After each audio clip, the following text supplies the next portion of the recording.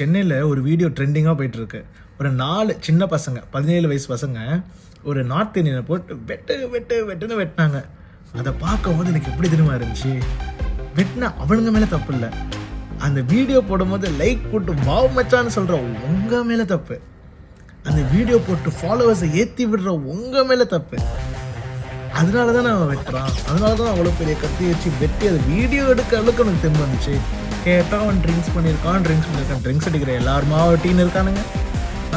கேட்டால் எல்லாரும் politics police இல்லை, நீங்கள் லைக் போட்டு ஃபாலோ பண்ணிட்டு அவனை என்கரேஜ் பண்ண வச்சு 4 வீடியோ போட வச்சு வாடா சூர அப்படின்னு போடுறத ட்ரெண்டிங் ஆக்குறீங்களே, நீங்கள் மட்டும்தான் கொலைக்காரங்க.